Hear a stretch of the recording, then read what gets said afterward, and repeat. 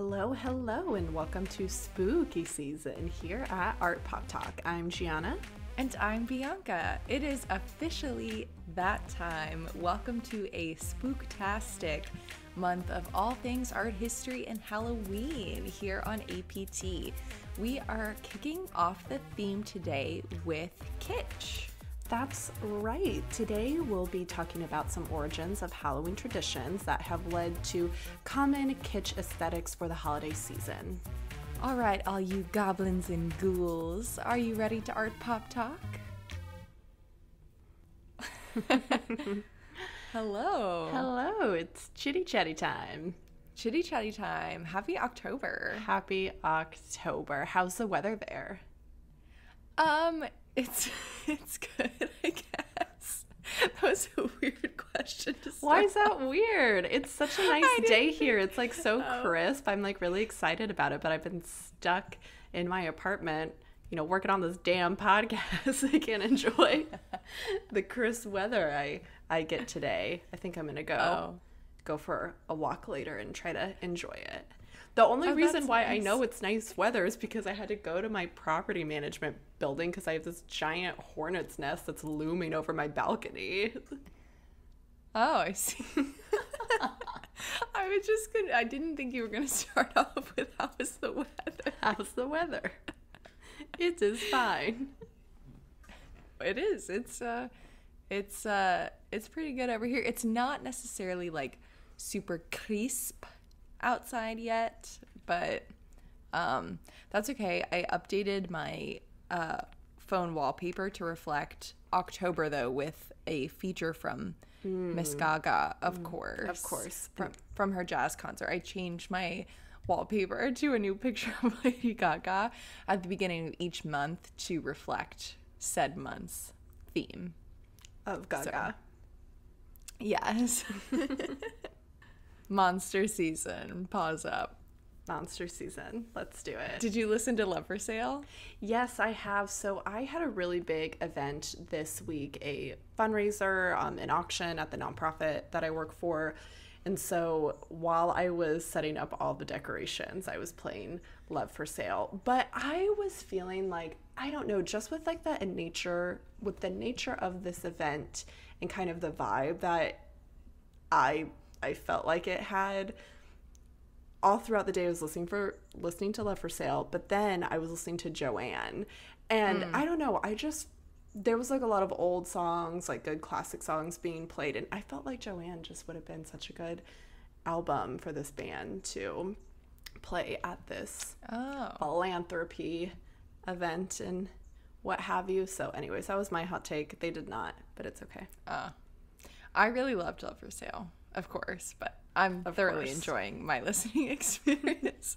No complaints. And you got to listen to that album quite a bit on your little adventure this weekend. You want to talk about it? I did. I would love to talk about it. Well, I was listening to the album on my drive up to Boston, and some news that Gianna and I teased last week that I can finally talk about is that I will be moving up to Boston at the beginning of November.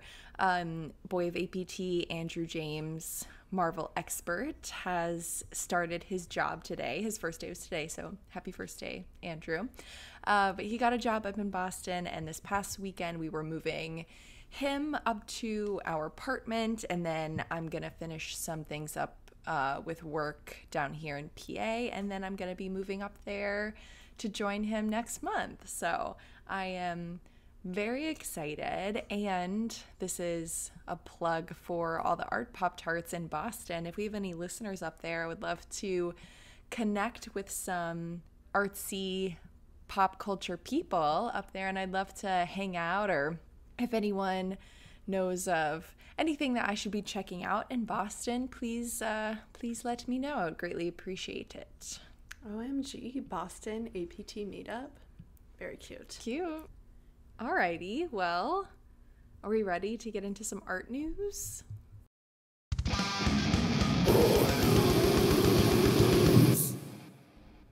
All right, today's art news is wildly fascinating. Oh my gosh, a lot of people were sending this story to us last week, which is very cool and very exciting.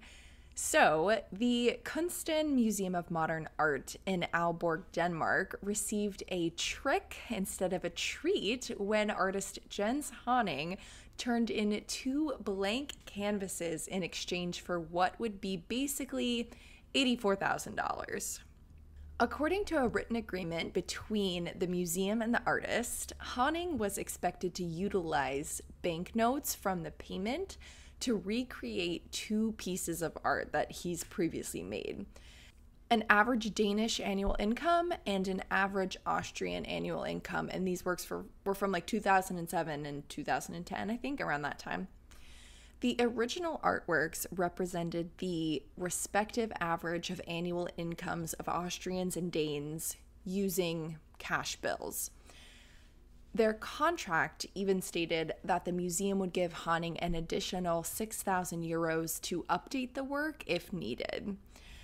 At the time the works were initially exhibited, the Danish piece highlighted the average income of 328,000 kroner, which is basically about $37,800 US, while the average Austrian salary illustrated about 25,000 euros or $29,000. But for this latest rendition of the pieces, Honning delivered 2 completely empty frames with no banknotes to be seen. The piece is called Take the Money and Run. Honning explained in an interview with a Danish radio program that, quote, "The work is that I have taken their money. It's not theft, it's a breach of contract, and breach of contract is part of the work." The director of the museum said, quote, "The curator received an email in which Jens Honning wrote that he had made a new piece of artwork and changed the work title into Take the Money and Run. Subsequently, quote, we could ascertain that the money had not been put into the work. And then, in fact, when they showed up, the frames that were meant to be filled with cash were actually empty." When he finally saw Take the Money and Run, the director said that he laughed, quote, "Jens is known for his conceptual and artistic art with humoristic touches. He gave us that, but also a bit of a wake-up call as everyone now wonders, where did the money go?" According to Honning's press release, quote, "The idea behind it was to show how salaries can be used to measure the value of work and to show national differences within the European Union. But by changing the title of the work to Take the Money and Run, Honning questions artists' rights and their working conditions in order to establish more equitable norms within the art industry." Honning said, quote, "Everyone would like to have more money, and in our society, work industries are valued differently. The artwork is essentially about the working conditions of artists." He also says that we have a responsibility of questioning the structures of what we are a part of, and if these structures are completely unreasonable, we must break with them. It can be your marriage, your work, it can be any type of societal structure. The artist claimed that the stunt was in reaction to the low fees offered to him by the museum, and completing the works would have required him to pay an extra 25,000 kroner, which is about $4,000, out of pocket. He didn't show any remorse. He said that he has no intention to return the money. Quote, "I encourage other people who have just as miserable working conditions as me to do the same. If they are sitting on some shit job and not getting money and are actually being asked to give money to go into work, then take the box and run off." The museum, however, is enjoying quite a bit of publicity, for the time being at least.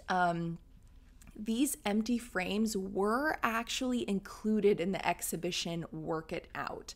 And this exhibition examines the labor market and working conditions of artists. This is like, oh my God, so freaking ironic. However, the museum is planning to claim the loan back whenever the exhibition ends in January. Quote, "It wasn't what we had agreed on in the contract, but we got new and interesting art," said the director again. When asked if the museum would consider taking legal action against the artist, the director replied, quote, "Right now, we will wait and see. If the money is not returned on January 16th, as we agreed, we will of course take the necessary steps to ensure that Jens Hanning complies with his contract." Holy shit, Gianna, I have so many thoughts. Fuck this museum. They're hanging it on the walls right now. They're getting so much publicity. It is like a fucking Banksy type scenario. Like Jens Hanning's just shredding an artwork and it's becoming more valuable. These blank canvases are becoming so fucking valuable and this museum wants its money back. Okay, I'm just saying that the Art Pop-Tarts in Paris came through with some pictures of the Ark. Like, I'm gonna need an Art Pop-Tart. Oh my gosh. In Denmark. Our Danish art part. Our yes. Danish. I love a good Danish. I love your a good time. Danish. This is your time. This is your time to shine. Danishes rise. Send me a picture of that label. Like, I don't, like, obviously send me a pic of the artwork if you're already there. But, like, I need to read this label. I'm very fascinated. The language of this is everything. I want to read the label. What? You hung it on the fucking walls and you're asking for your money back? It would be one thing if they didn't hang it up. You know what I mean? Like, it would be one thing if they, like, completely rejected it and they wanted their money back. They didn't exhibit it. You know what I mean? But they are profiting up all this press. Do you know how many ticket sales?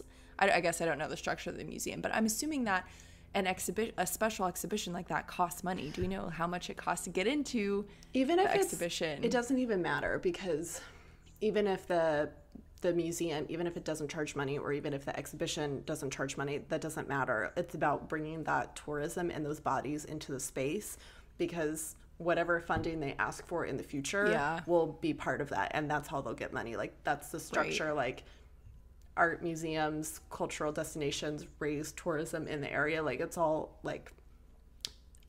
Part of it. So it doesn't even matter if they're not even directly charging for it. Like, yeah, that's a really good point. There are other powers that be that affect that. Are they going to return the works? I wonder what the loan agreement is. Like, because they came to him asking to make these pieces for the show, and I wonder if they would be part of their permanent collection. You know, like, I wonder if these works were going to go in their collection or if they were supposed to go back to the artist. I'm curious, because the artist said that he would have had to put about $3,900 of his own money into this artwork to get it completed.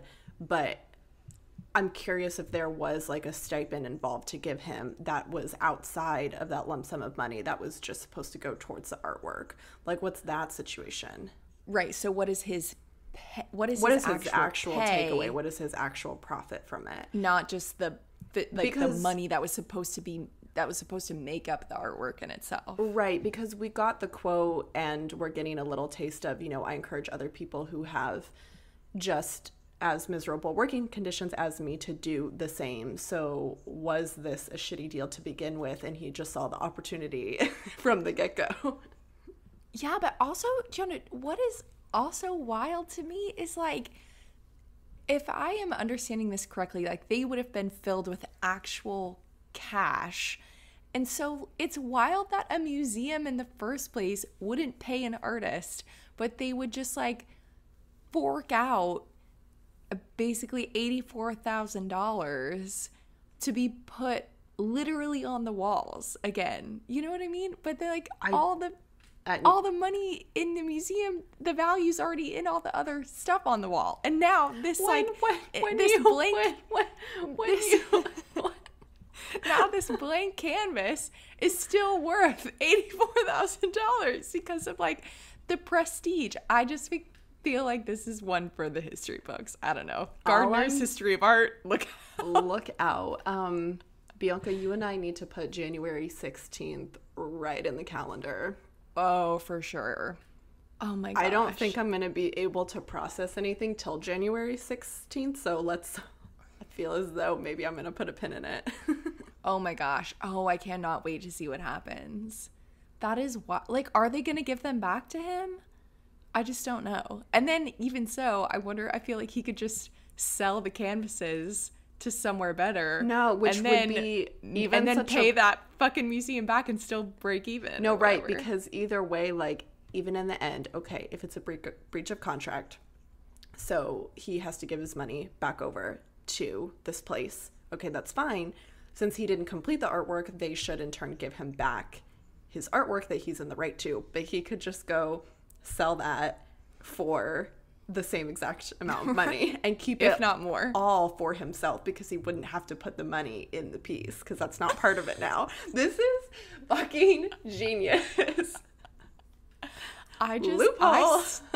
I fucking stand like a pissed off artist just not taking any shit from a museum. This is level of like Banksy pressing a button and shredding his own artwork in the auction house type moment. Exactly. Yeah. Exactly.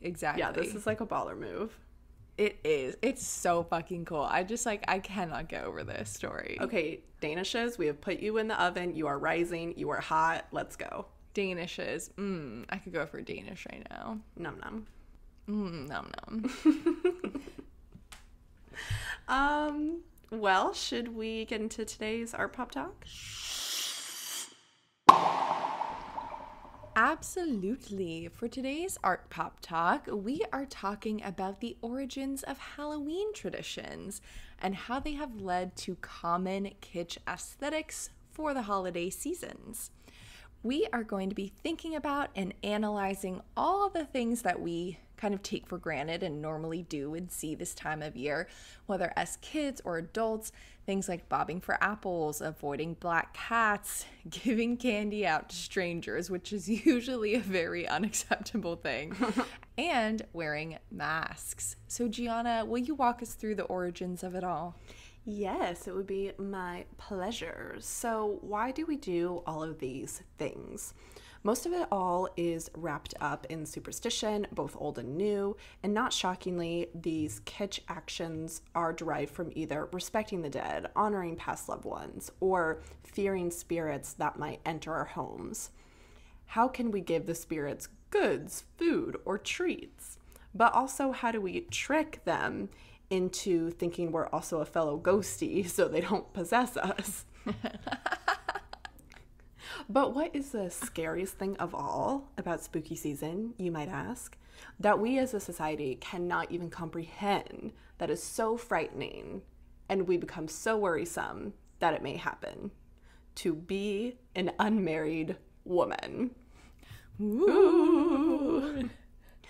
So the fear of not marrying and doing rituals to determine your future marital status is one of the most fascinating traditions that isn't a mainstream part of Halloween at all. And you could even say, including our next topic, will be that involvement of kitsch. But later, if we do have time, I do want to talk about how fascinating these odd rituals are and how I think it's also a little bit of a huge missed opportunity for conceptual and commentative horror. We do have like bridal horror and like, you know, female kind of monstrous. The dead bride. Yeah, a little bit of that. But it's interesting to me that the fear of not marrying isn't used more because of this history, even though it's not mainstream. Like, how has a horror person not like just done a basic Google search because this came up for me, like basic Halloween Google search, you know? So let's start from the beginning. Most of the history that has affected American Halloween culture and our consumer world comes from Celtic traditions and the festival called Samhain on October 31st, when it was believed that the ghosts of the dead returned to Earth on the night before the New Year, which was November 1st, the boundaries between the worlds of the living and the dead became blurred. The New Year, celebrated on November 1st, marked the end of the summer, the end of the harvest, and the beginning of the dark, cold winter, a time of year that was often associated with human death. So due to the transition in the season, this time of year, this holiday became very superstitious and a scary holiday because, you know, when 2,000 years ago, you're so dependent on the natural world for survival, that's like super real. So cold weather is not fun.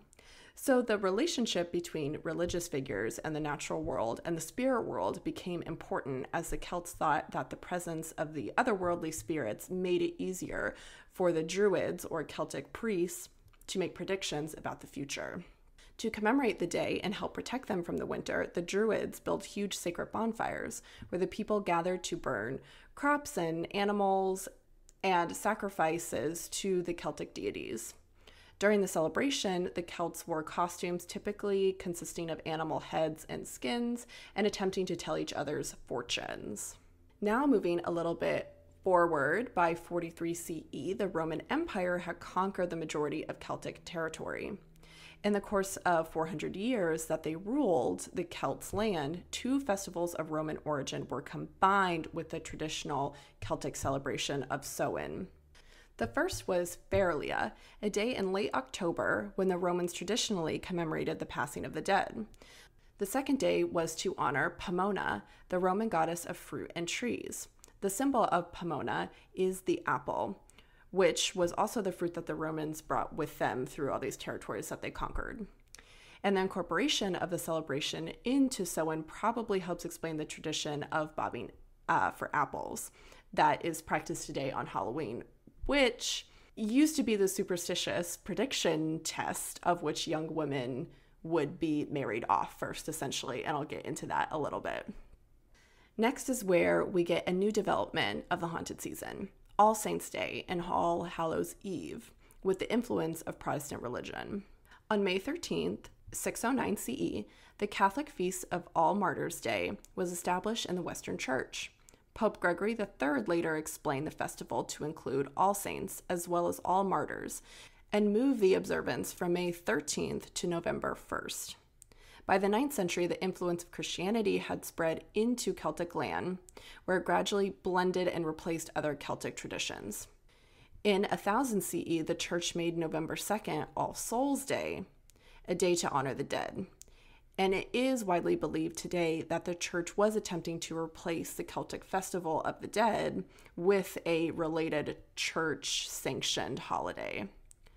All Souls' Day was celebrated similarly to Samhain, with big bonfires, parades, and dressing up in costumes as saints, angels, and devils. All Saints' Day celebration was also called All Hallows or All Hallowsmas. The night before it, the traditional night of Samhain in the Celtic religion, and began to be called All Hallows' Eve and then eventually Halloween. So there's like a lot of like, it's this, now it's this type situation. When does Halloween come to America? So the celebration of Halloween was extremely limited in colonial New England because of the rigid Protestant belief system there. Halloween was much more common in Maryland and other southern colonies. So as the beliefs and customs of different European ethnic groups and First Peoples meshed, this kind of developed a more distinctly American version of Halloween that we see to emerge. The first celebration included something that was referred to as play parties, which were public events held to celebrate the harvest. And then we get neighborhoods that would start to share stories of the dead, tell each other's fortunes. They would dance and sing, ghost stories, all that jazz. Colonial Halloween festivals also featured the telling of ghost stories and mischief making of all kind. By the middle of the 19th century, annual autumn festivals did also become common, but Halloween was not yet celebrated everywhere in the country. In the second half of the 19th century, America was flooded with new immigrants, also including Irish peoples fleeing the Irish potato famine, which also helped to popularize the celebration of Halloween more nationally. I did want to get into the kitsch of it all here as well. And I think that we should start off with the most kitsch activity of them all, which is trick-or-treating. So borrowing from the Celtic history of costuming, our Roman celebratory history, and throw in that newer European tradition as well with All Souls' Day, we get trick-or-treating. During the festivities, poor citizens would beg for food, and families would give them pastries called soul cakes. In return for their promise to pray for the family's dead relatives, the distribution of soul cakes was encouraged by the church as a way to replace the ancient practice of leaving food and wine for roaming spirits. The practice, which was referred to as, quote, going a souling, was eventually taken up by children who would visit the houses of their neighborhood and be given ale, food, and money. On Halloween, when it was believed that ghosts came back to the earthly world, people thought that they would encounter, ghosty friends if they left their homes. So to avoid being recognized by these ghosts, people would wear masks and participate in that costuming when they left their homes after dark so that the ghosts would mistake them for fellow spirits. On Halloween, to keep ghosts away from their houses, people would also place bowls of food outside of their homes to appease the ghosts and prevent them from attempting to enter. Kind of same vibe, when like a house just has like a bowl of candy on their porch, like leave me alone, just take the candy and run kind of vibe. Same thing. I think I do want to talk about how scary and important Halloween was for unmarried young women, and how there are these traditions in relation to finding a husband that we don't hear about as much or even really practice today. So bobbing for apples is the closest thing that we do, but at least in my experience is in no way related to or has these direct associations to these like unmarried women competing for who will be first down the aisle. And it's such a weird random thing. Like, I was trying to remember if I had actually ever bobbed for apples before, and I can only think of like elementary school Halloween parties perhaps, or like autumn festivals, shit like that, where I feel as though I had probably done it. But does anyone question this is super odd activity to do? Anyways, what are you gonna do? So one of the reasons why I feel as though, and what I was reading, is that we don't really talk about this aspect or this tradition of Halloween as much, and it's mostly because it's so much linked to like looking to the future than it is celebrating or latching on to the dead or the deceased. However, regardless, the constant is that we are still needing the help or feeling the presence of these spirits, whether that's to celebrate them or for them to like help guide and test our future. In 18th century Ireland, a matchmaking cook might bury a ring in her mashed potatoes on Halloween night, hoping to bring true love to the diner who found it. In Scotland, fortune tellers recommended that an eligible young woman name a hazelnut for each of her suitors and then toss the nut into a fireplace. The nut that burned to ashes rather than popping or exploding, as the story went, represented the girl's future husband. And then in some versions of this legend, the opposite was true. So the nut that burned away symbolized a love that would not last. Another tale had it that if a young woman ate a sugary concoction made out of walnuts, hazelnuts, and nutmeg before bed on Halloween night, she would dream about her future husband. One of the last couple is that a young woman tossed apple peels over her shoulder, hoping that the peel would fall on the floor in the shape of her future husband's initials. That one's a little specific. And so then I guess like your last desperate attempt, if all these other options didn't work into seeing your future, you would take an egg yolk and you would put it in a bowl of standing water, and then you would stand in front of a mirror in a dark room, and then you'd be like holding a candle, and you would try to see your future husband's like face like in the mirror, like over your shoulder. So I just thought, as we like to say, that was wildly fascinating. And I don't know. I just feel like perhaps there's like a missed opportunity here. For the past maybe like 4 years, I've started to get more into spooky season and be more aware of like horror film history as I become more interested in it. The reason why I kind of never dabbled in it is really just because I'm a true scaredy cat and I just genuinely can't handle it. But there's so much about like artistic and like meaningful horror that I am now so interested in and participate in. So this is maybe just also my ignorance, but I'm not aware of, in particular, any horror movies that like feature this kind of storytelling in it, or use any of these old kind of rituals that we don't talk about, I feel as though that could be super fascinating. But the closest thing I feel like we get is kind of bridal horror.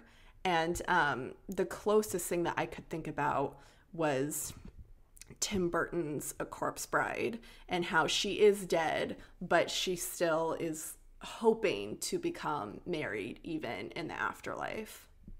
Gianna, I feel as though we should hold off on this and actually save these questions for our special horror film expert who will be joining us later on in the month on the podcast, because I feel like she'll have a lot of really great responses and be able to guide us through some of those themes, or maybe point out something that we're missing. But I agree, like, again, like I as well am truly the biggest scaredy cat of all time, but I have recently discovered that deep interest and appreciation for horror, and I think this would be a really cool concept to think about. Yeah, I agree.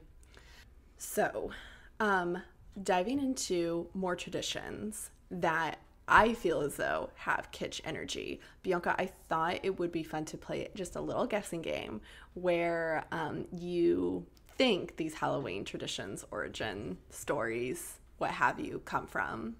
Oh, okay. I don't know any.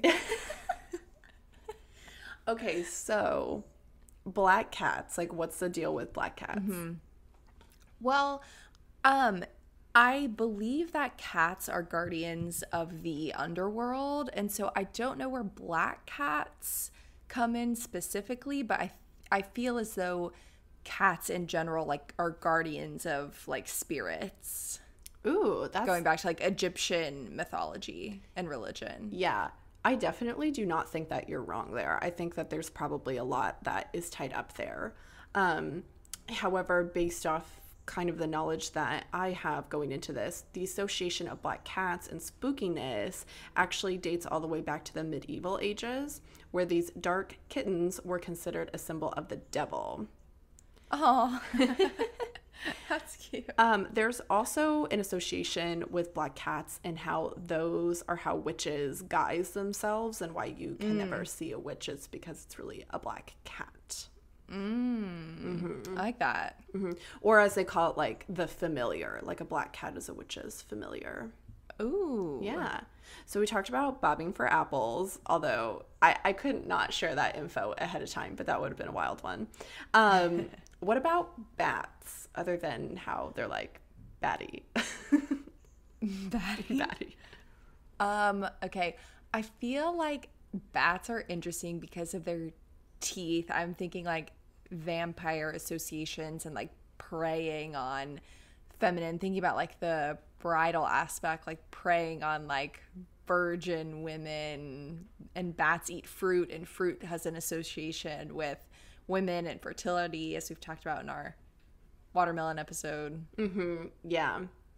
So it's likely that bats were present at the early celebration of the kind of proto-Halloween time, not just symbolically, but like literally. So as part of Samhain, the Celts lit large bonfires, as we talked about, which attracted like a bunch of bugs essentially, and like the insects in turn would attract bats, which soon became associated with that festival. And so medieval folklore explained upon the spooky connection of the bat with a number of superstitions like built around that idea, and how they're also these harbors of death as well.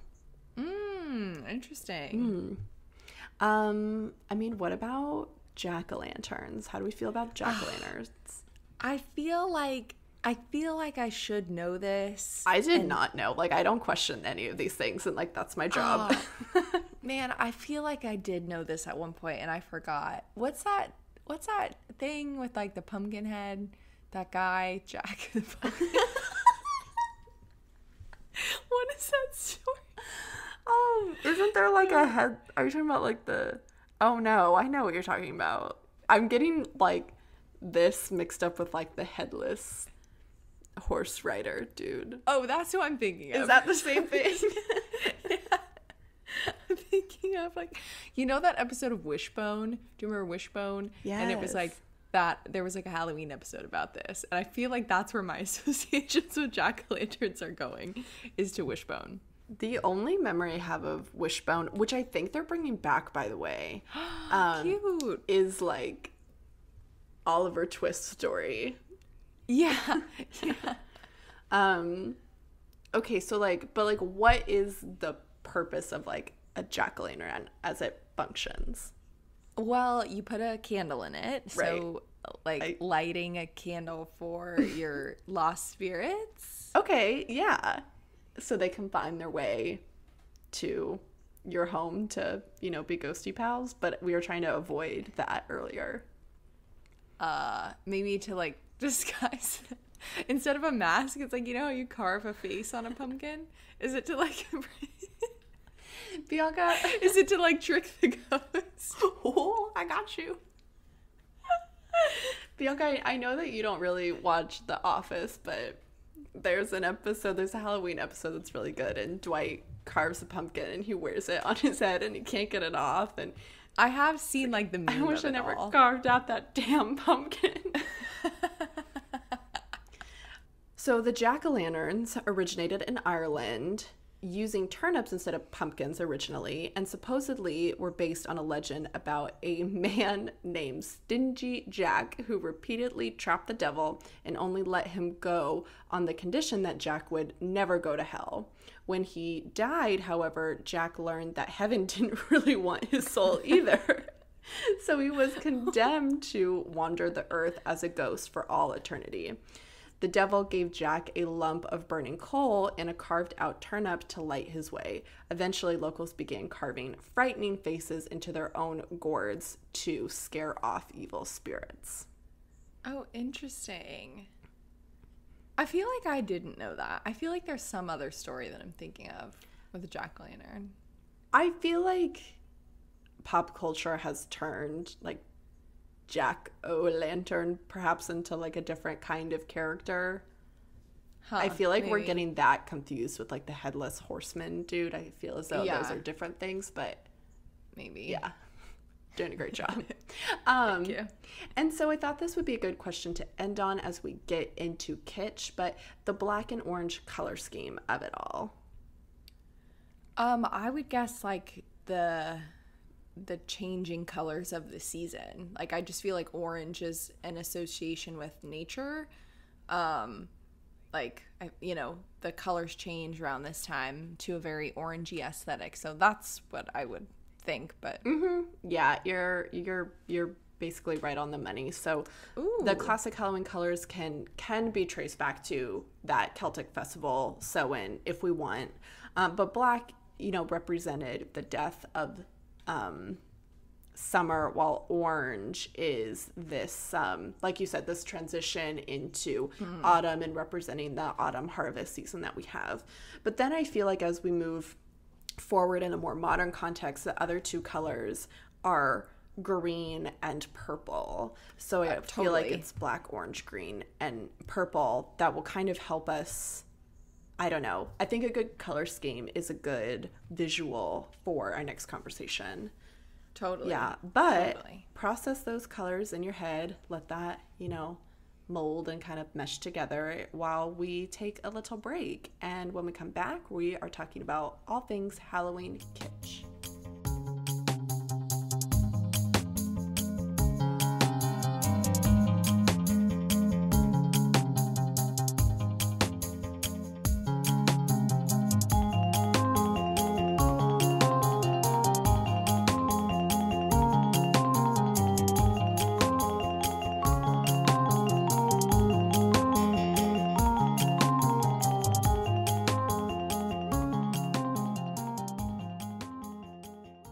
Welcome back, everybody.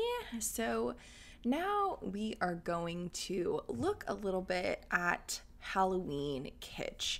And, when Gianna and I were kind of laying out our episodes for the month of October, we kind of naturally gravitated towards, that very horror gendered aesthetic that I think we have, like we were saying earlier, become very interested in the past few years. And we were also thinking about campiness, which will be our topic next week as well. But as we started thinking about, some aspects that we're missing, we decided to think about kind of like that cutesy kitsch aesthetic that is popping up everywhere, not just with fall. I think, we've been talking about Ray Dunn. We were talking about different kind of like TJ Maxx suburban aesthetics, of like the fall season in our past few episodes. And I think that kind of like meshes really well with this idea of like holiday kitsch, not just fall in particular, not just like the fall y'all signs that you see at Hobby Lobby or whatever. I'm talking about like Halloween in particular kitsch that you start finding everywhere. And it's kind of these like very cute and very like happy, and it's more on the like spooky side than the scary side of Halloween, I would say. And like you might think that this is geared towards younger audiences, but I think actually like a more mature crowd is also really interested in that idea of Halloween and holiday kitsch. So Gianna, what do you think of when you think of kitsch in the context of this holiday? Yeah, so as we were just talking about, I do think I see a particular color scheme in my head, but that also happens to embody the spirit of the Jenner sisters as of 2019 in their costuming gowns. Mm-hmm. But how I would define it, perhaps in my own terms, is revive nostalgia almost. Something old, maybe that was not thought of as particularly cute at the time, revived and consumed to be cute. This is how I feel about maximalistic energy decor. Mm-hmm. I think that's definitely reviving aesthetics that were seen as like not very cute or kind of looked down on, but now are being revitalized into something that is like high decor. Right. So I want to talk about the concept of kitsch. Like, it is something that is really difficult to define and study. A Guardian article reads that, quote, "To try to define kitsch is to enter a hall of mirrors that reflects your own prejudice. The word is German and has been used since the 20s, but one person's kitsch is another's lovely table lamp. So how can we talk about it without revealing these layers of snobbery? Kitsch is defined as, quote, art, objects, or design considered to be in poor taste because of excessive garishness or sentimentality, but sometimes appreciated in an ironic or knowing way." Kitsch was first used in the 19th century to refer to inexpensive pictures sold as souvenirs to tourists. One frequently suggested etymological origin, again, is German, from the German verb verkitschen, meaning to make cheaply. Thus, from its earliest usage, kitsch was linked to a type of cheapened form of art, something that is either mass-produced or produced very quickly without much, quote, aesthetic merit or taste.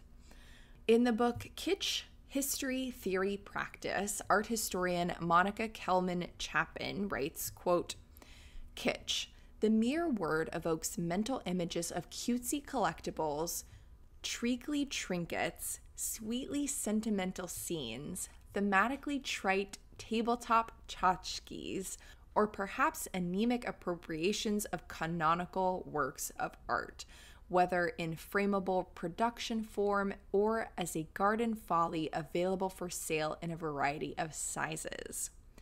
Although frequently dismissed as facile, lowbrow, or one-off, throwaway aesthetics, kitsch is surprisingly mobile and complex. It can constitute all manner of mass-produced trifles, as well as the, quote, fine art essays." Then we have a very famous essay from art critic Clement Greenberg from 1939. He wrote, "Avant-garde and kitsch," quote, one and the same civilization produces simultaneously two different things, such as a poem by T.S. Eliot and a Tin Pan Alley song, or a painting by Brock and a Saturday Evening Post cover. For Greenberg, there are two very stark polarities of culture happening. This kind of very serious, high modernist art, such as poetry or cubist painting, versus this like lowbrow preferred art for the majority, which includes pop music and, you know, paintings by Norman Rockwell is what he uses as those examples. Again, from the art historian Kelman Chapin, they rate, quote, "Kitsch is almost universally recognized as a denigration, as a category of objects, as a set of responses, but simultaneously widely elastic in its parameters and has generated quite a bit of theorizing about what kitsch is and might be, what it suggests about class and taste, and how it functions as reflective, proscriptive, and constructive devices within culture." Many early discussions of kitsch centered on its assumed parasitic relationship to the potential of very high art. And much of the writing that we have about kitsch is very much centered on the visual arts, but it's also a concept that has been applied to other forms of art, including music, literature, theater. And then increasingly, this concept of kitsch has been applied to other fields as well. So not just the art world, but it's debated in architecture, business studies, economics, critical management. She cites organization theory, design, urban planning, media studies, political science, religious studies, queer theory. So again, like kitsch is this weird word that takes place in like very diverse facets of our life. And the things that Greenberg viewed in like this very derogatory light of kitsch are now becoming very trendy. So where does this leave kitsch as it relates to kind of Halloween, what we're seeing right now? So I want to think about like, what are some kitschy things that are actually viewed as high art? And I think like a classic example is like the balloon dog. So it's interesting that kitsch can also take this form of like, I don't know, self-reflection, where I feel like someone, you know, I'm just gonna use this example because it's easy. Someone like Jeff Koons is playing on the idea of kitsch to elevate his art to a high art standard. And that's, I don't know, that seems like kind of this like reversal that we were also talking about with art news today. Like something that was like intended to be very high art is like very low brow, or that flip-flop, like something that's low brow is now something that's revered on a museum walls in an exhibition. Also, I wanted to note that the Art History Babes have a great episode on holiday kitsch. Specifically, they kind of released this episode more about, you know, around the winter holiday season, with a lot of kind of like Christmas holiday kitsch of the winter time. But I think that that's a great episode to think about things also in terms of Halloween as well. So Gianna, what items come to mind when you think about Halloween kitsch in particular, and like what makes it like so cutesy and so trendy, even though it's like a weird thing of like stuff, you know, it's just kind of stuff. Yeah, because even with the things that are actually meant to be more scary, especially when you see it in a storefront, like a Spirit Halloween. Yeah, Spirit Halloween. Like you see that big orange sign in your local JCPenney's that closed down, and like you have a expectation of what it's going to look like in there. It's going to be temporary like wire walls with a bunch of temporary merchandise in it. And I feel as though maybe also that space is part of the kitsch factor, because things aren't as scary when they're not in use. So even when I see that like Freddy Krueger mask or the hockey mask, whoever that guy is, I don't fucking know. Jason. Jason. Jason. Watch Galaxy Quest. That's a good maybe Halloween movie. Yeah, kind of. It's just a plastic mask. It's not being in use. It's Right. It's a thing that I know exists for this type of season. I feel like that maybe attributes to what I'm feeling. Aside from the consumer world, well, this also deals with the consumer world, but kind of going back to maybe an artist that I think uses kitsch and also ties into like monster theory, which you can always refer back to our monster theory episode, but ties very well with these new Halloween concepts, is there's an artist, Frances Goodman, who I am literally obsessed with. Love this person very much. She makes a lot of forms out of acrylic fingernails, like fake acrylic fingernails. And that's her main source of medium, is this found commercial object that she recycles. And she makes this like tentacle-like form that looks very animalistic, looks very monstrous, very snake-like. And the colors that are brought out in that, I feel like, are very kitsch, and then tied with the monster theory of it all. Those images are, it's kind of like what's circulating in my head a little bit, like your Jeff Koons. Yeah. So it was just, I was trying to find more, I guess, theory behind Halloween kitsch in particular, but whenever I'm like trying to do research, everything that just came up was like shop holiday kitsch, like shop this, shop that, like here's my Pinterest board for holiday kitsch. But that in itself was just so interesting, just to see the visuals of what comes up. And I was looking at like people's different Pinterest boards about like, specifically these Pinterest boards are called like Halloween kitsch decor, about how to decorate your space in a kitschy Halloween way. But then in the opposite direction of that, I also was reading these like blog posts from seemed like very like rich people who have big houses and big Halloween parties, and like they have the whole to do for the holiday season. And there were a few blog posts that were about decorating your home to avoid holiday kitsch. And that was super interesting in terms of like that idea of accessibility and what is cheap and what is kind of like for the populace, rather than what is for these people who are like, it was like how to decorate your home for your dinner party, and like how to avoid kitsch at your Halloween party. And it's like that the images that they were using were like very, I would say like very high end kind of event setup. Like, I don't know if I've talked about this a lot, but I work as an event planner. I have like a certification for it. And so just like the images are like very specific to like an extremely high end type of gathering.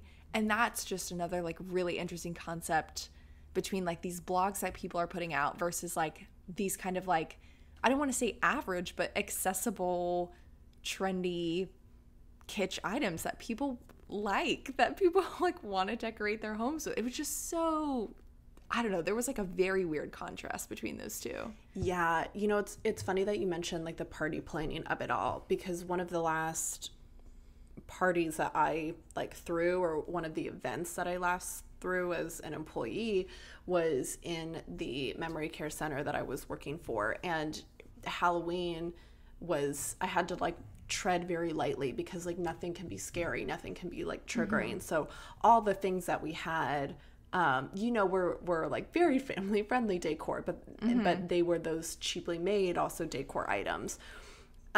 So that definitely set a tone. But I even think what is interesting about that is any like event or any activity that you're doing with people who have different forms of dementia is that it really helps when things have these familiarity to it, this this nostalgia to it, so you can have like a talking point with them. So that was also a thing that we had to be aware of, and I think kitsch was definitely a part of that. But when it also comes to like the food artistry of it all, like if you go to your Pinterest and you get those like fun different like Halloween desserts that you can make, even that has a similar energy to these types of other goods.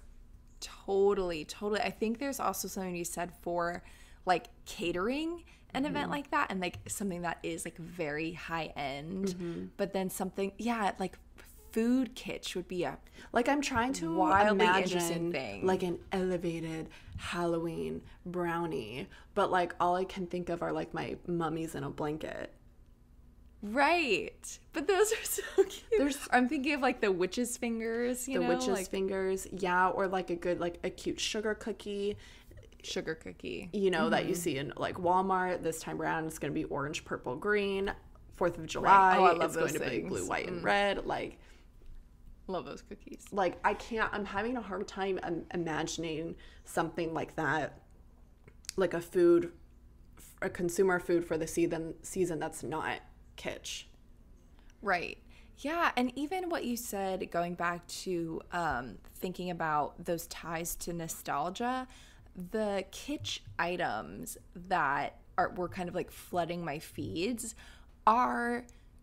do have that like very nostalgic quality to them. I don't know if there's like another word to describe it other than like it looks old. Like all of these items that were like pegged or pinned as being kitschy look like they're from the 50s. Like there is this freaking cute little jack-o'-lantern with a little black cap, but they look so happy and like they look so cute. And then I am obsessed with this. It's like a postcard, I think, and it's like a happy Halloween postcard. I don't know how to describe like the feeling of this postcard other than it looks old. Like it completely looks like it's from another era. I'm obsessed with it. It's like two like pumpkin people, and there's like a pumpkin wearing a top hat and a little like old suit, and then there's a like what I would presume to be like a lady pumpkin who has like a big feather hat and like a orange dress, and these like they have like jack-o'-lantern heads, and they're like embracing each other and smiling at each other, and these like jack-o'-lanterns look so cute. They look like they're like so in love and celebrating Halloween together. It's like what we talked about with our drag episode. How do you know it's a girl frog? How do you know it's a girl pumpkin? Exactly. It's like well, the lady pumpkin has a feather hat on and a dress. Like it's really interesting. I don't know how to describe this like feeling of kitsch. You know what I mean? It just, other than it harkens back to something that maybe I haven't necessarily experienced, but like in our like perceived notions of that time appears old or from another era. You know what's so interesting, the more we talk about this in relation to other seasons, is I can imagine what a elevated, like classy, sophisticated Christmas party looks like. I can also imagine what a different kind of Christmas party looks like. One that maybe is like more wholesome, where you have like big colored light bulbs. Ugly sweater party, like big colored lights on your tree and on your house instead of having... That's a good story, Grandma. That's too damn bad. I was thinking of the Friends where Chandler's like, yes. What happened to the big the big lights? That's a good story, Grandpa. I'm tired of this, Grandpa. But you can see those differences in your head, and I know that you can all do that. You can picture like a white, clean, and like a blue Christmas versus like the big, bold colored Christmas. Even when I think about like when I was a kid, I used to go trick-or-treating in like a rich neighborhood, like with my middle schooler friends, and you could go into like the cool houses that have the maze. And like even then they were taken to like a full like aesthetic where there was like lights and like black lights and cobwebs. Right. There's still a vibe there that obviously there's just like a lot more going on here, but it doesn't deter from the feeling of this cute little postcard that you just showed me. Yeah. Like even when I go into a haunted house at a haunted house festival or whatever, you go into a theme park, it still has that feeling. I can still be like scared of it, but then when I take a step back and I like digest it, I don't know how to like explain it. I'm like, is the nostalgia just now like so mainstream in this holiday that we like can't get away from it? Yeah, that's something that's really interesting about Halloween. It's like, it's trendy. I think that Halloween kitsch is very, very trendy. And there's something about, I don't know, there's something about like, maybe it's the association with fall. Like we've been talking about, like that like suburban fandom about this season in particular that I think is kind of like infiltrated, like, I don't know, like one of those subcultures that we've been referencing, or like a very like Halloween horror focused culture, like subculture. I don't know. There seems to be like a very interesting merging of those two that's happening, where it's like elevated kitsch, or it's like acceptable kitsch, or something like that within the Halloween season. Right, exactly. It's like, even if it's elevated, it's still not deterring away from what is kitsch. It's like not a separate thing, like how I feel like I can divide Christmas into kind of two different aesthetics. I'm having a hard time with this, which is really fascinating. I really wasn't even thinking about that till this combo. Yeah, well, do you have any other thoughts before we wrap it up for today, Gianna? Oh man, if anyone wants to hit up a pumpkin patch with me, I'm feeling like I'm in like a pumpkin patch kind of mood. So, slide into my DMs once Instagram is back up. Oh yeah, Instagram is being weird also. So if you didn't see resources or like any images or anything from us, that's why this episode. That's why. So don't act like you don't have time to listen to this episode because your social media's down. Hey. Also, if there are any Art Pop Tarts in the Boston area, any Boston cream pie bebes, please hit me up. I would love to meet you. I'd love to chat with you. I'd love to learn more about some of the things to see in the area. That would be awesome. Yeah. So, and Danishes, you do have your assignments, so we will be checking in soon. Yes. For the upcoming month of October, again, we are going to be covering a Halloween theme every week during this month. Next week, we are going into cult and camp and Halloween horror films. Then we've got some pet death and spirituality talk, and we have a special guest at the end of the month to talk with us about horror and gender in a final girl discussion. And then at the beginning of November, we are also excited to have another guest to talk with us about hauntology and Dia de los Muertos. So please make sure you're signed up for our monthly newsletter, and then you will get all of these updates about upcoming episodes right to your inbox every first Tuesday of the month. Yay. Well, with that, everybody be safe, enjoy your first week of spooky season, and we'll talk to you all next Tuesday. Bye, everyone. Art Pop Talks executive producers are me, Bianca Martucci-Fink. And me, Gianna Martucci-Fink. Music and sounds are by Josh Turner, and photography is by Adrian Turner. And our graphic designer is Sid Hammond.